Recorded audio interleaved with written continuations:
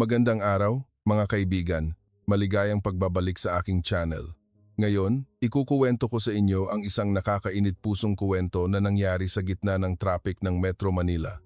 Ang kuwentong ito ay nagdulot ng matinding paghanga sa buong mundo at nang iulat ito ng mga banyagang media, maraming netizen mula sa ibang bansa ang nagpahayag na ito ang pinakamagandang mukha ng puso ng Pilipino.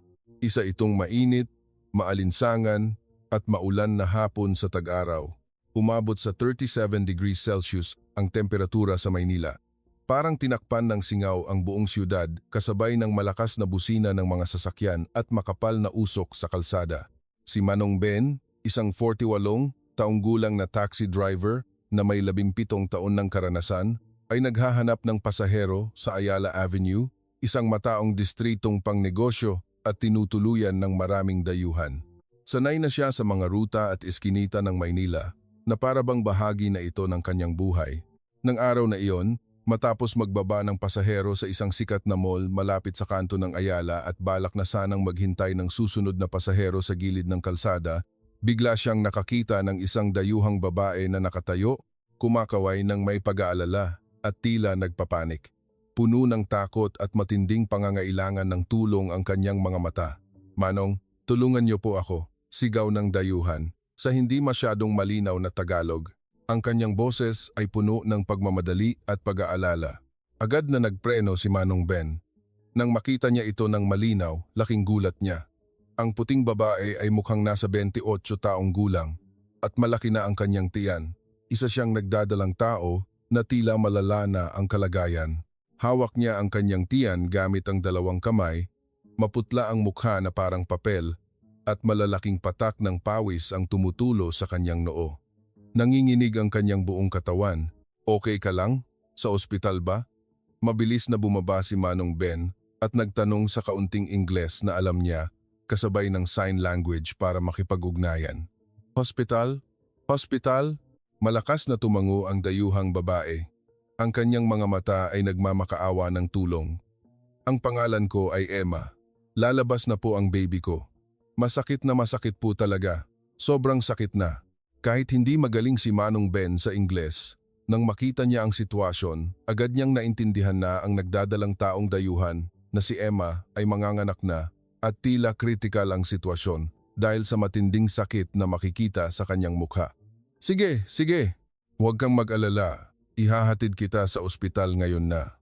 Maingat na inalalayan ni Manong Ben si Emma papasok sa kotse. "Nasaan ang asawa mo? Ang pamilya mo?" tanong ni Manong Ben habang sinisimulan ang makina. Nakaupo si Emma sa likuran, baluktot ang mukha sa sakit. "Nasa meeting po ang asawa ko sa telecom company, off ang telepono niya.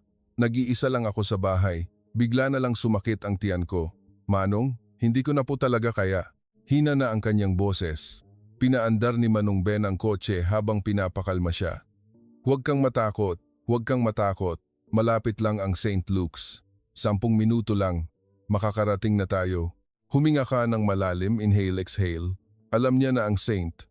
Luke's Medical Center ay isang kilalang pribadong ospital na kadalasang pinupuntahan ng mga dayuhan.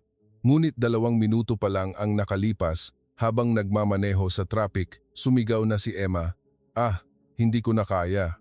Lalabas na talaga ang baby. Nararamdaman ko." Tumingin si Manong Ben sa rearview mirror at nakita niya na basa na ang pantalon ni Emma. Pumutok na ang panubigan. Talagang malala na ang sitwasyon. Walang pag-aalinlangan. Agad siyang tumawag sa 911, ang emergency hotline ng Pilipinas. "911 po ba? Ako po si Manong Ben, taxi driver po. May dayuhan po na manganganak. Nasa loob ng taxi ko. Nandito po kami sa Ayala Avenue, malapit po sa kanto. Pakipadala po agad ang ambulance." Inihayag ng opisyal ng 911 na darating ang ambulance sa loob ng 15 minuto, ngunit hindi na pwedeng maghintay ang sitwasyon ni Emma.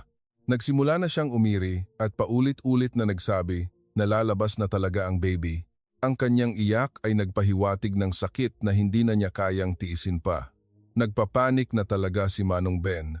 Tumulo ang pawis sa kanyang buhok.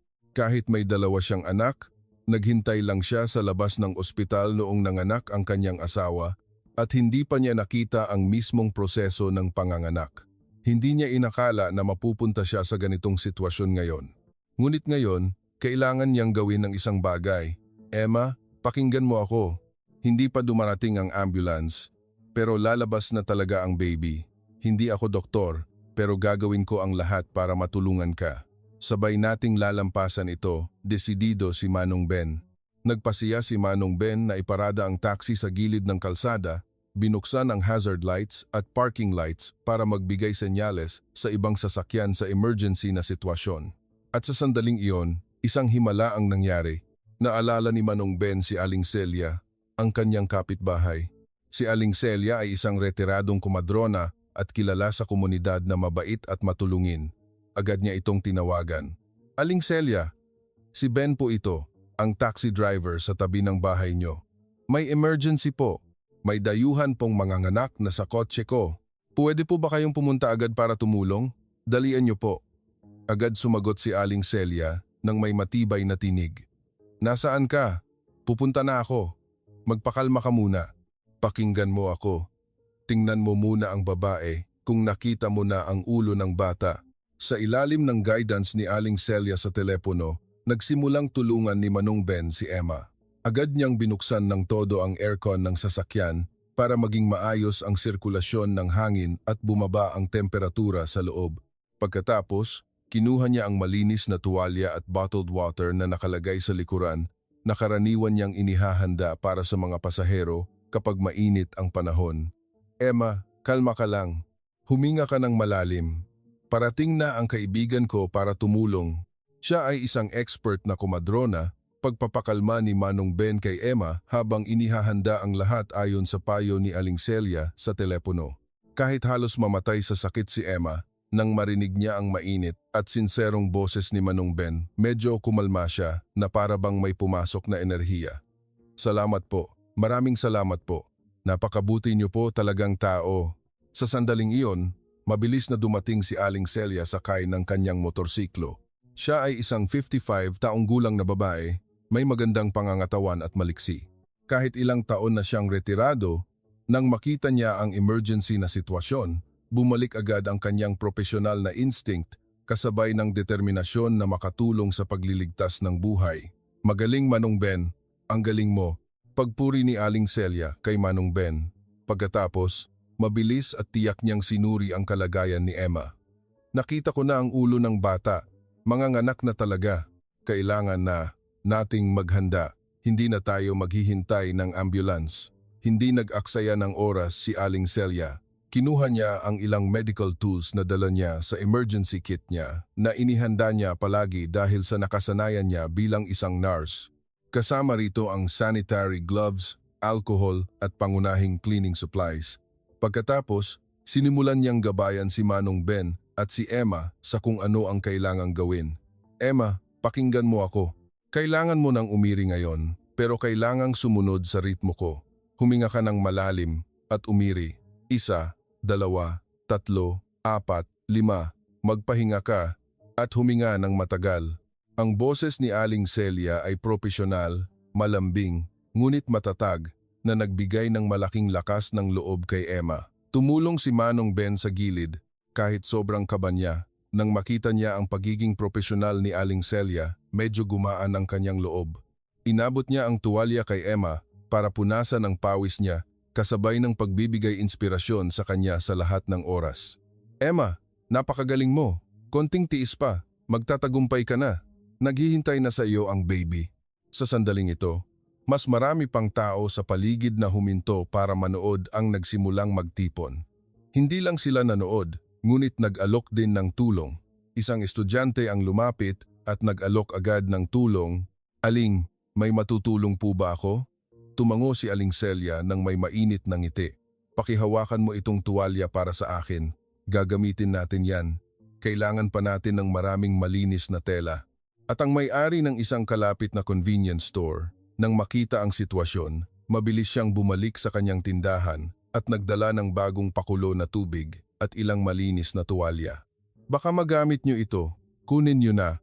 At isang office worker na nagtatrabaho, sa malapit ang nag-alok ng tulong para idirekta ang trapiko, ginagawa ang kapaligiran na tahimik at ligtas. na isang tunay na larawan ng bayanihan ng Pilipino. Nang makita ni Emma ang maraming estranghero na nag-aalok ng tulong sa kanya, nang may ngiti at kabutihan, tumulo ang kanyang luha dahil sa labis na pasasalamat. Sinubukan niyang magsalita. Mga anghel po talaga kayo. Mga anghel po talaga. Salamat po sa inyong lahat. Patuloy si Aling Celia na nagbigay ng profesional na guidance. Magaling! Lumabas na ang ulo ng bata. Emma, umiri ka pa ng isa. Lalabas na. Ang galing! Sobrang kaba si Manong Ben, kaya pinagpapawisan ang kanyang mga palad, pero alam niyang hindi siya dapat magpanik ngayon. Kailangan niyang magbigay lakas kay Emma. Hinawakan niya ang kamay ni Emma para bigyan siya ng moral support. Emma, you are amazing. Magtatagumpay ka na. Laban.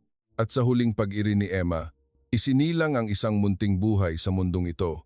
Waa, waa, waa, waa.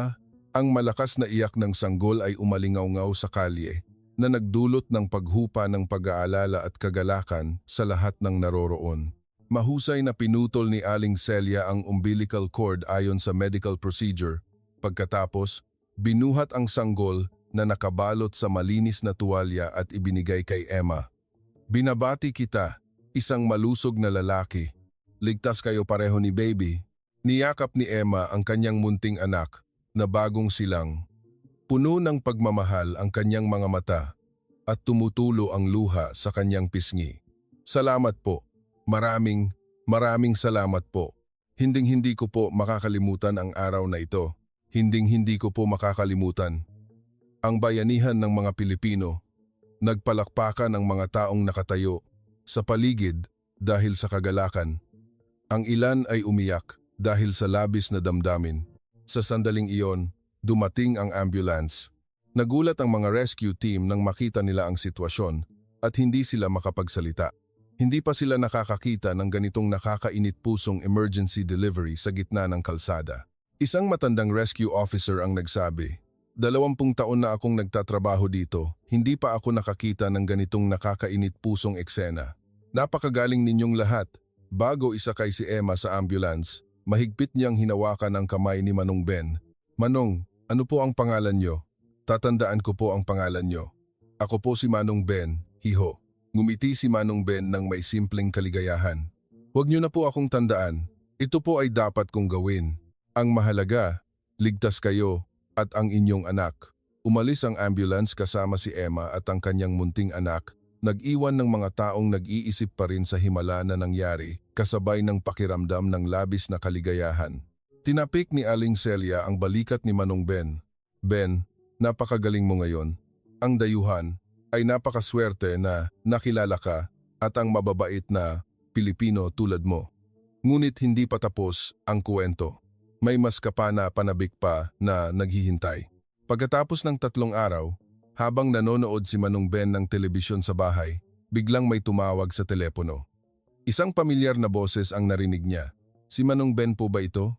Si Emma po ito. Emma, kumusta ka? Kumusta ang baby? Tanong ni Manong Ben nang may kaligayahan at pag-aalala. Opo, maayos po kami. Maraming salamat po sa inyo, Manong. Nandito po ako sa ospital ngayon. Gusto ko po sana kayong abalahin na pumunta rito sandali. May mahalaga po akong sasabihin sa inyo. Tila sobrang excited ang boses ni Emma. Pagdating ni Manong Ben sa St. Luke's Medical Center, nakita niya si Emma na karga ang munting sanggol. Sa tabi niya ay nakatayo ang isang dayuhang lalaki na puno ng kaligayahan at kaginhawaan ang mukha. Tiyak na asawa niya iyon. Manong Ben, ito po ang asawa ko, si Mark. Mark, siya ang hero na ikinuwento ko sa iyo, ang nagligtas sa buhay ng anak natin, pagpapakilala ni Emma. Maigpit na kinamayan ni Mark si Manong Ben at puno ng luha ang kanyang mga mata dahil sa labis na pasasalamat. Manong Ben, maraming salamat po talaga. Kung wala po kayo, hindi ko po maiisip kung ano ang nangyari sa asawa at anak ko. Nagpatuloy si Emma ng may ngiti. Manong Ben, nagpasya po kaming pangalanan ng anak namin ng pangalang Filipino, Aruga po ang pangalan niya. Sana, lagi niyang maalala ang lupaing ito na puno ng pagmamahal at ang kabutihan niyo po, Manong. Dahil ito po ay isang bagong buhay na puno ng aruga talaga. Naantig si Manong Ben sa narinig pero medyo nahiya. Naku, Sobra naman po yata iyan. Ginawa ko lang po ang dapat kong gawin, yun lang po. Hindi po, mariing pagtanggi ni Emma. Mas higit pa po sa dapat ninyong gawin ang ginawa nyo. Ginawa nyo po ang hindi kayang gawin ng karaniwang tao. Sinulat ko na po ang kuwentong ito at ipinadala sa mga kaibigan ko sa Amerika at sa mga fans ko sa social media. Sa simula, si Emma ay isang banyagang journalist na nagtatrabaho sa Pilipinas at marami siyang followers sa social media. Detalyado niyang isinulat ang karanasang ito bilang isang article. Kasama ang mga larawan na kinuha sa ospital at mga larawan ng pangyayari noong araw na iyon mula sa mga taong nandoon at inilathala ito sa internet. Hindi niya inakala na mabilis itong kumalat na parang apoy. Nagsimula ito sa pagkalat sa grupo ng mga dayuhan na naninirahan sa Pilipinas pagkatapos nakakuha ito ng atensyon mula sa mga pangunahing banyagang media, ang news station ng Amerika, ang pahayagan ng Britanya, ang news website ng Australia at maging ang media ng Japan at South Korea ay nagsimula ng malawakang iulat ang kuwentong ito. Pilipinong taxi driver, nagpaanak sa gilid ng kalsada, nagpakita ng pinakamagandang bayanihan, himala sa gitna ng kalsada ng Maynila. Pilipinong taxi driver, naging temporary midwife, ito ang espiritu ng Pilipino, mga estranghero, naging pamilya. Ang iba't ibang headline ay lumabas sa mga banyagang media at ang pangalan ni Manong Ben ay nagsimulang makilala sa buong mundo kasabay ng paghanga sa bayanihan ng mga Pilipino. Isang linggo pagkatapos, nakatanggap si Manong Ben ng tawag mula sa opisina ng alkalde ng Makati na nag-aabiso na bibigyan siya ng Outstanding Citizen Award para parangalan ang kanyang kapuri-puring ginawa. Sa araw ng award ceremony, maraming reporter at tao ang dumalo. Sinabi ng alkalde ng Makati sa seremonya, si Manong Ben ay kumakatawan sa pinakamagandang kagandahan ng mga Pilipino. Sa oras ng krisis, hindi niya pinili na tumakas, ngunit pinili niya na tumulong. Ang ganitong espiritu ay dapat nating lahat na matutunan at maging magandang halimbawa sa lipunang Pilipino. Nakatayo si Manong Ben sa stage ng may kaunting kaba dahil hindi siya sanay na maging sentro ng atensyon. Sinabi niya, "Wala naman po akong ginawang espesyal. Ginawa ko lang po ang dapat na gawin ng bawat Pilipino. Kung sino man po ang nasa sitwasyon ko at nakakita ng ganitong pangyayari, tiyak na gagawin din po ang parehong bagay. Ito po ang paraan ng mga Pilipino na magtulungan." Umalingaw ang palakpakan sa buong silid, kasabay ng ngiti ng pagmamalaki sa pagiging Pilipino. Ngunit hindi pa nagtatapos doon ang kwento. Patuloy na kumalat ang article ni Emma sa internet. Habang mas maraming tao ang nagbabasa, mas maraming banyagang media ang nagsimulang magulat ng mas malalim na kwento tungkol sa kabutihan ng mga Pilipino. Isang TV station sa Amerika ang nagpadala pa ng news team sa Pilipinas para gumawa ng espesyal na documentary tungkol sa pagmamahal ng lipunang Pilipino. Ang documentary na ito ay nakakuha ng malaking atensyon. Hindi lang nila in-interview si Manong Ben, kundi pati na rin si Aling Celia, ang may-ari ng convenience store, ang estudyante, at marami pang ibang Pilipino na nagpakita ng maliliit na kabutihan sa araw-araw na buhay. Ang mga Pilipino ay talagang espesyal, sabi ng Amerikanong reporter sa documentary ng may paghanga. Dito, ang distansiya sa pagitan ng mga estranghero ay tila napakalapit. Kapag may nangangailangan ng tulong, lahat ay nag-aalok agad ng tulong na para bang sila ay pamilya. Ito ay isang bagay na mahirap makita sa kasalukuyang mundo. Sinabi ni Aling Celia sa documentary, nang may ngiti na puno ng kabaitan, may kasabihan tayong mga Pilipino na ang kapitbahay ay kapatid din.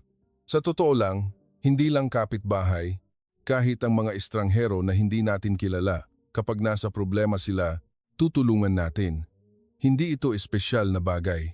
Ito ay ang pag-aalala na dapat mayroon tayo bilang mga tao at ito ay ipinunla sa atin mula pa noong bata pa tayo. Nagdagdag pa ang may-ari ng convenience store. Nakita ko ang isang tao na nangangailangan ng tulong. Siyempre, kailangan kong tumulong. Hindi ko inisip kung siya ay Pilipino o dayuhan o kung saan siya nagmula. Tao lang siya, hindi ba? Ginagawa lang namin ang gusto naming gawin ng iba sa amin. Matapos ipalabas ang documentary na ito sa Amerika, nakakuha ito ng napakaraming response. Maraming Amerikano ang nagkomento sa social media Gusto kong magbakasyon sa Pilipinas.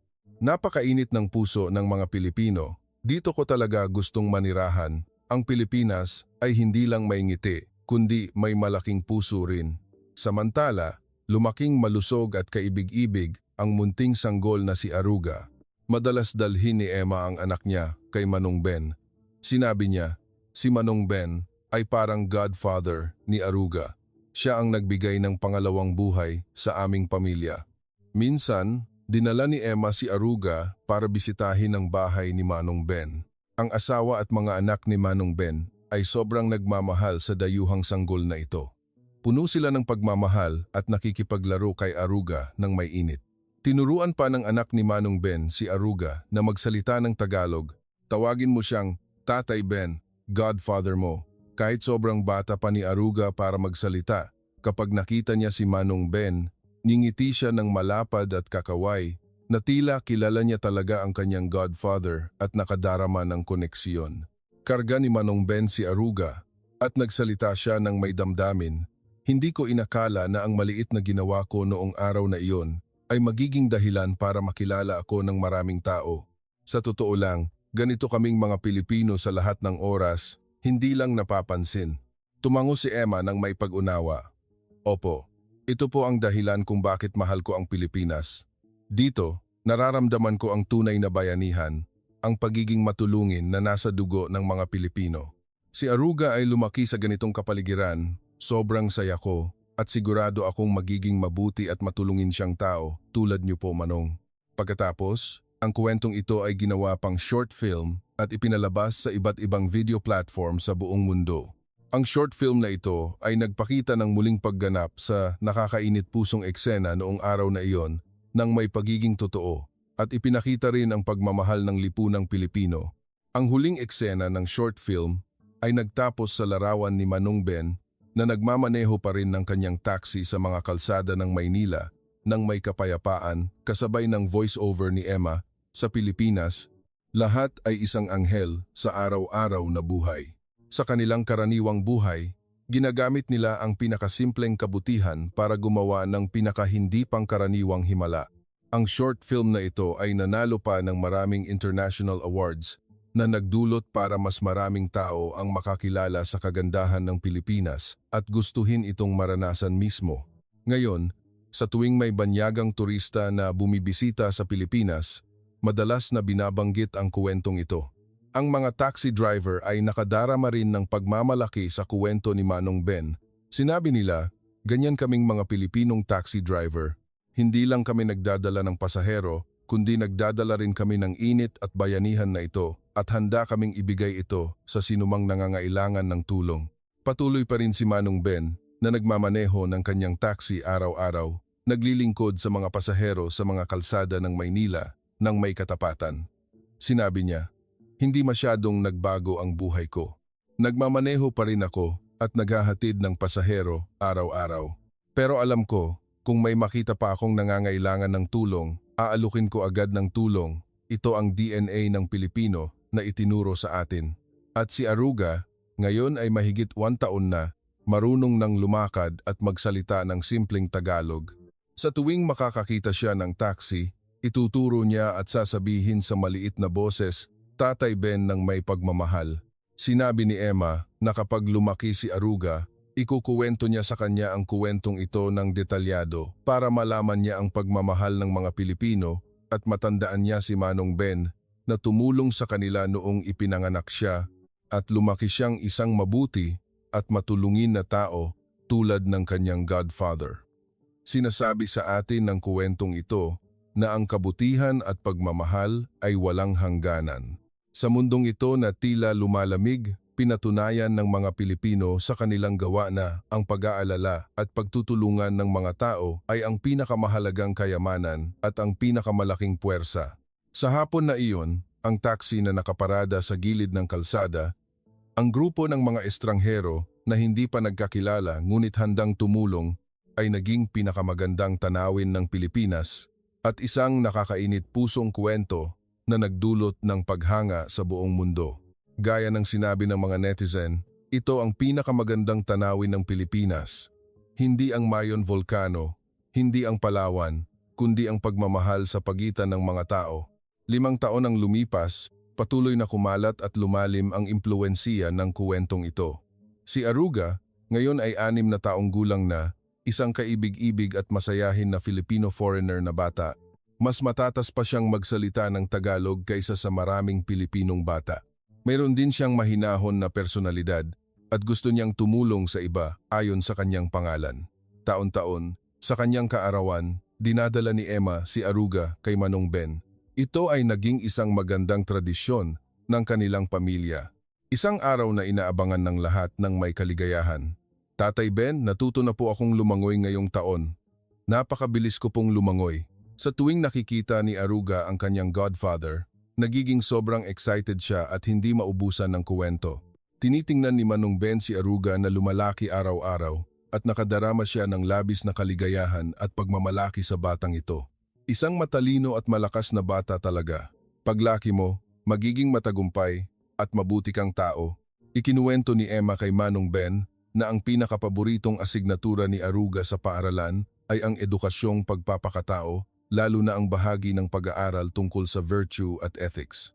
Sa tuwing nagtatanong ang guro kung ano ang pagtulong sa iba ng may kaligayahan, itataas ni Aruga ang kamay niya at sasagot ng may kumpiyansa, "Alam ko po, tulad po ng godfather ko, si Tatay Ben, na tumulong sa mga nangangailangan ng buong puso. Iyon po ang tunay na kaligayahan." Sa loob ng maraming taon, nakatanggap si Manong Ben ng maraming parangal dahil sa kwentong ito. Bukod sa Outstanding Citizen Award mula sa Makati, nakatanggap din siya ng Outstanding Driver Award mula sa Department of Transportation, DOTR, at naging kinatawan pa ng mga Pilipinong taxi driver na inanyayahan ng Palasyo ng Malacanang para dumalo sa Araw ng Kalayaan. Ngunit ang pinakamahalaga para kay Manong Ben ay hindi ang mga parangal o karangalan. Ito ay ang mga sulat ng pasasalamat mula sa mga turista sa buong mundo na ipinadala sa kanya. Ang kanyang taxi ay puno ng thank you cards na nakasulat sa iba't ibang wika, Ingles, Hapon, Koreano at maging Arabe, na lahat ay puno ng damdamin. Manong Ben, ikaw ang pagmamalaki ng Pilipinas at isang inspirasyon para sa amin, isinulat ng isang turistang German. Ang pagkikita sa isang driver na tulad mo ay ang pinakamagandang alaala ng aming paglalakbay sa Pilipinas at nagbigay ito sa amin ng mas matinding paniniwala sa sangkatauhan, isinulat ng isang mag-asawang Australiano sa kanilang card.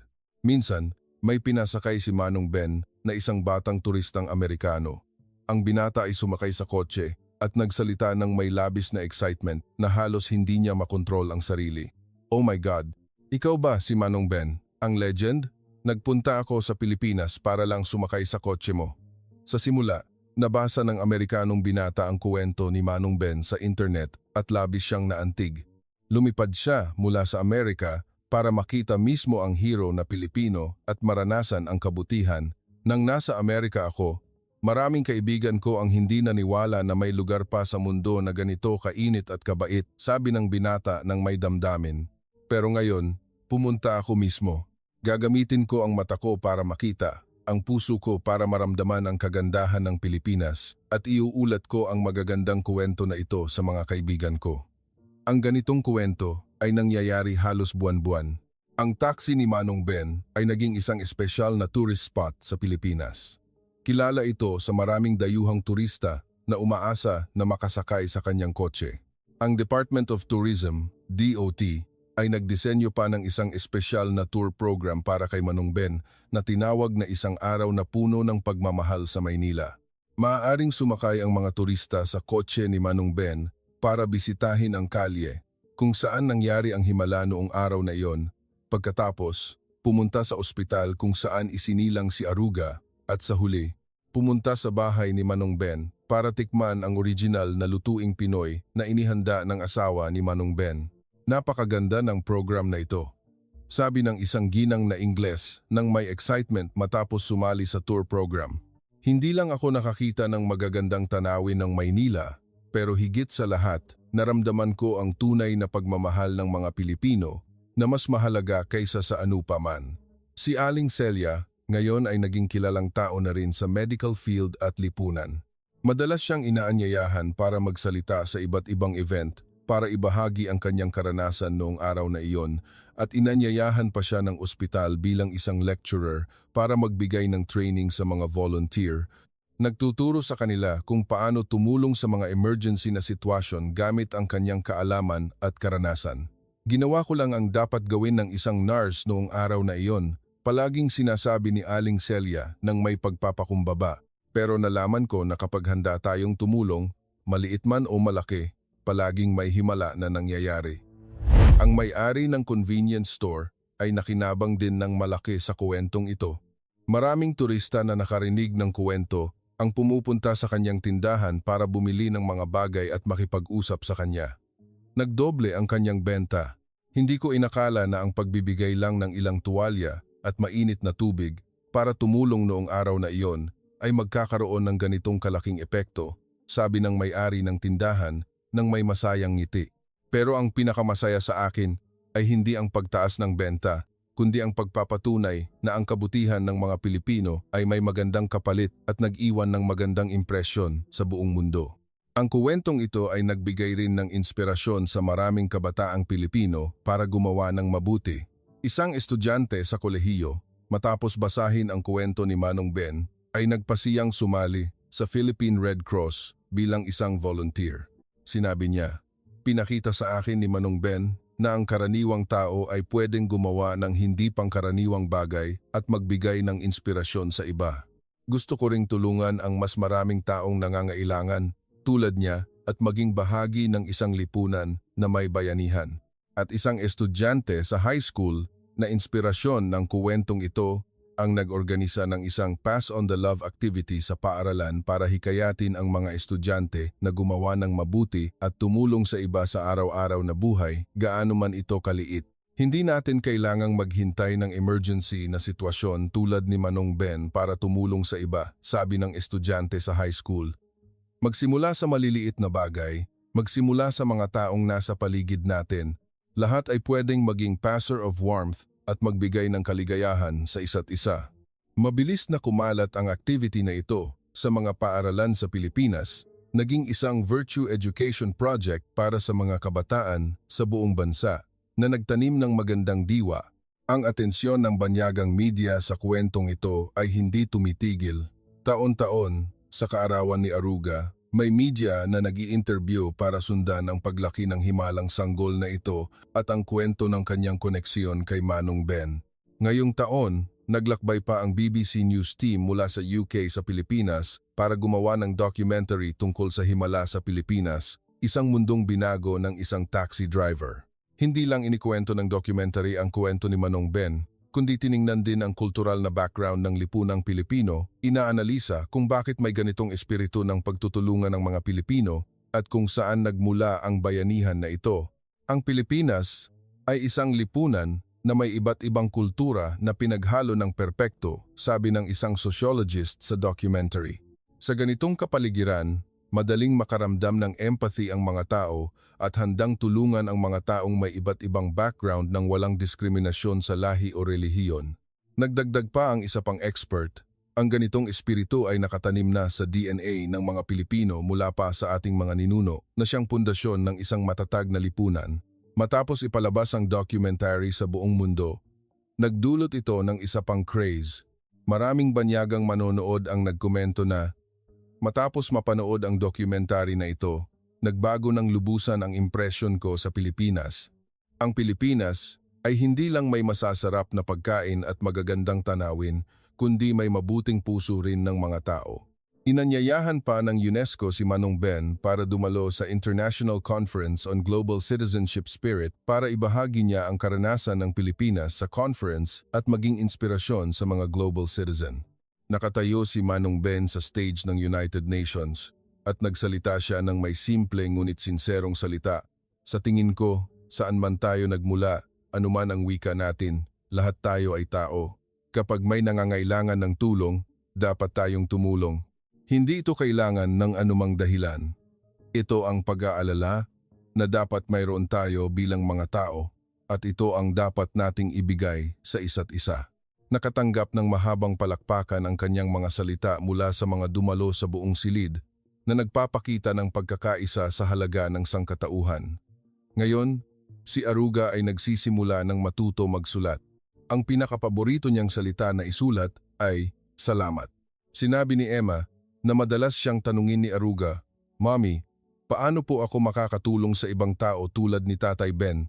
Madalas sabihin ni Emma sa kanya, "Anak, bata ka pa, pero pwede kang magsimula sa maliliit na bagay.